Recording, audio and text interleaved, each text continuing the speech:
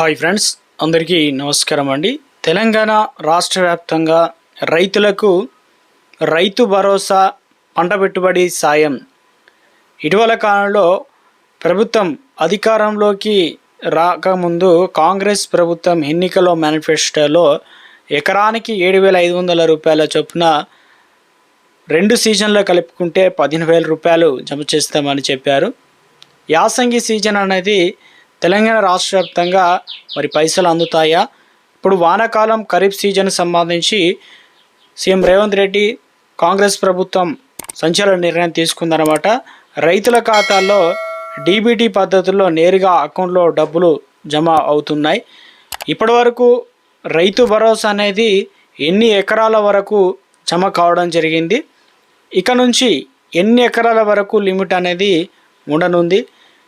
తెలంగాణ రాష్ట్ర వ్యాప్తంగా ఇప్పటి వరకు ప్రభుత్వం రిలీజ్ చేసిన రైతు భరోసాలో సాయం కనుక మీకు అందనట్లయితే ఏం చేయాలి?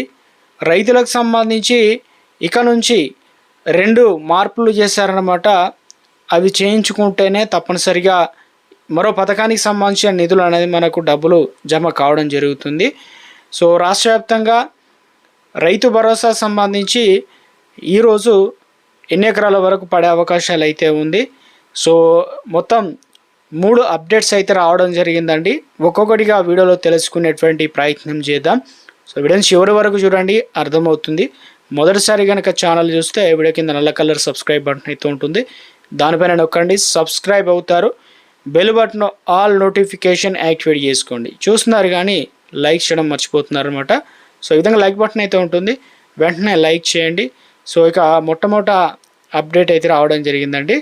సో తెలంగాణ రాష్ట్ర వ్యాప్తంగా రైతులకు సంబంధించి రైతు భరోసా అనేది ప్రభుత్వం ప్రతిష్టాత్మకంగా తీసుకోవడం జరిగింది. ఇప్పటి వరకు తెలంగాణ రాష్ట్ర వ్యాప్తంగా పోయిన నెల 30 తారీఖు నుంచే రైతుల ఖాతాల్లో విడతల వారీగా అయితే జమ చేస్తూ ఉన్నారన్నమాట. తాజాగా వచ్చేసి రైతు భరోసా సంబంధించి రాష్ట్రంలో వానాకాలం సీజను పంట పెట్టుబడి సాయం రైతు భరోసా కోసం ముఖ్యంగా ఈరోజు తెలంగాణ రాష్ట్ర వ్యాప్తంగా కంప్లీట్ అయితే చేయనున్నారన్నమాట. అయితే ఈ గత నెలలోనే 30 తారీఖున హైదరాబాద్ శిల్పకళ వేదికగా జరిగిన సభలో ముఖ్యమంత్రి రేవంత్ రెడ్డి చేతుల మీదుగా తొలి విడత సాయం అయితే స్టార్ట్ చేశారు. 9 రోజుల్లోనే 9,000 కోట్లను రైతుల ఖాతాల్లో జమ చేస్తామని హామీ ఇచ్చారు. ఇచ్చిన హామీ ప్రకారం రైతుల ఖాతాల్లో విడతల వారీగా జమ అవుతున్నాయి.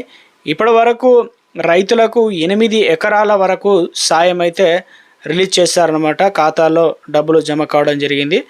ఈరోజు ఖమ్మం జిల్లా చింతకాని మండలం జగన్నాథపురంలో జరిగే రైతు ఆశీర్వాద సభలో సీఎం రేవంత్ రెడ్డి చివరి విడత 1,009 కోట్ల రూపాయలను అయితే విడుదల చేయనున్నారు కలిపి.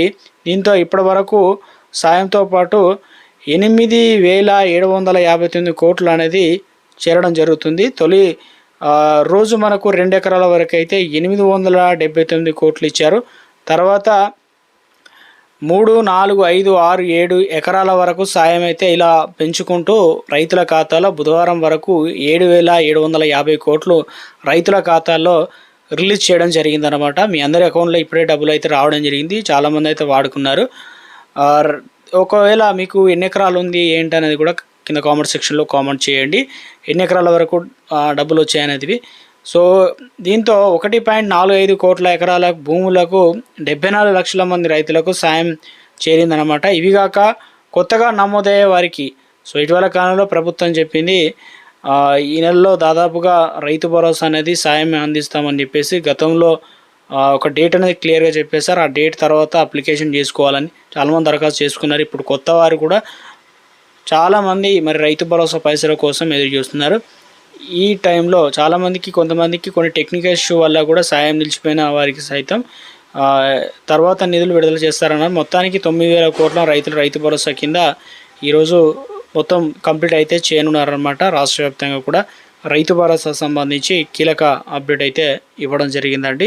ఈసారి రాష్ట్రంలో ఎవరైతే గతంలో పంట వేసి గతంలో అన్నదాతల ఖాతాలో డబ్బులు జమ కావడం జరిగిందో అటువంటితో పాటు ఈరోజు క్లియర్గా కొత్త వారికి కూడా అకౌంట్లో డబ్బులు అనేది జమ కావడం అయితే జరుగుతుంది అంటున్నారు.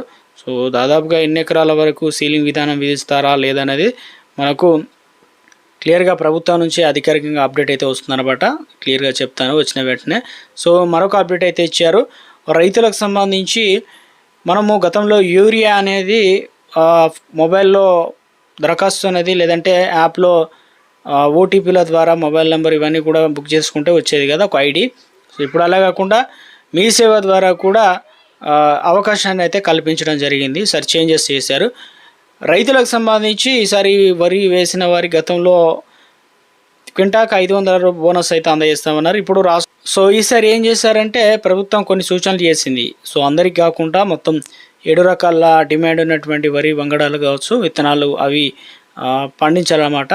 సో అంతకంటే ముందు మీరు ఫర్టిలైజర్ లేదా డీలర్ షాప్ వద్ద వెళ్ళినప్పుడు ఆన్లైన్లో ఆధార్ కార్డ్ డీటెయిల్స్తో పాటు ఏదైతే ఆన్లైన్లోనే ముందుగా ఎన్ని ఎకరాల వరకు తీసుకున్నారు, ఎలాంటి విత్తనాలు కలిగి ఉన్నారు అవన్నీ కూడా ఆన్లైన్లో రిజిస్ట్రేషన్ చేసుకోవాలన్నమాట.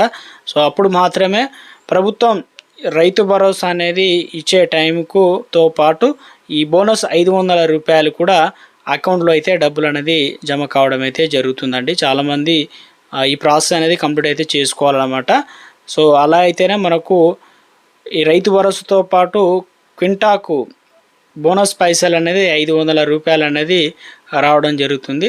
సో అక్రమార్కులను అడ్డుకట్ట వేసేందుకు గాను నిజమైన సాగు చేస్తున్న తెలంగాణ రైతులకు ఈ ప్రయోజనం పొందేందుకు గాను ఎంతగానో ఉపయోగపడుతుందని అయితే మరొక అప్డేట్ అయితే ఇచ్చారు కేంద్రం నుంచి.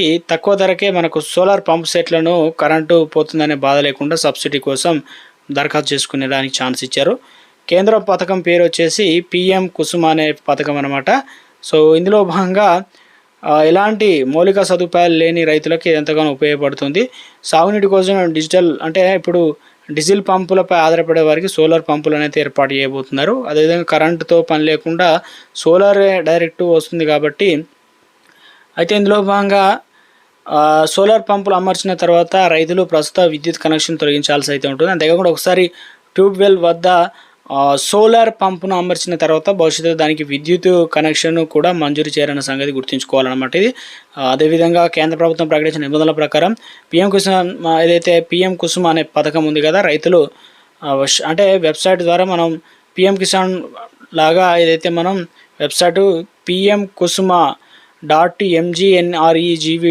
అనేటువంటి వెబ్సైట్లోకి వెళ్ళి అందులో రైతులకు సంబంధించి ఆన్లైన్ బుకింగ్ సమయంలో రైతులు 5,000 రూపాయల టోకెన్ మొత్తాన్ని డిపాజిట్ చేయాల్సి అయితే ఉంటుంది. అనంతరం రైతులు మిగిలిన బ్యాలెన్స్ కోసం ఆన్లైన్లో టోకెన్ జనరేట్ చేయాల్సి అయితే ఉంటుందన్నమాట.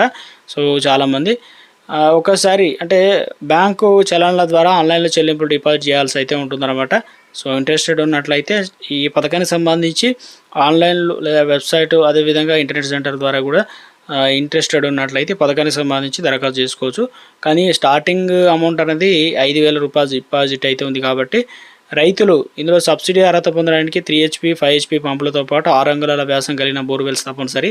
7 HP 10 HP పంపులు 8 అంగుళాల బోర్వెల్స్ అవసరం అవుతున్నాయి అనమాట. ఇక బోర్ డ్రిల్లింగ్ ఏర్పాటు చేసుకోవాల్సిన బాధ్యత రైతులది అయితే ఉంటుందన్నమాట.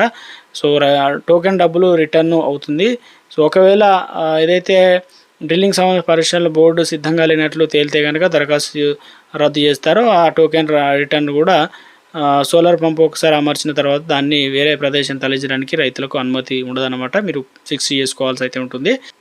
తెలంగాణ ఇటు కేంద్రం నుంచి ఏ చిన్న ప్రభుత్వ పథకాలకు సంబంధించి అప్డేట్ వచ్చినా మీకు వెంటనే వీడియో రూపంలో అందించడం అయితే జరుగుతుందన్నమాట.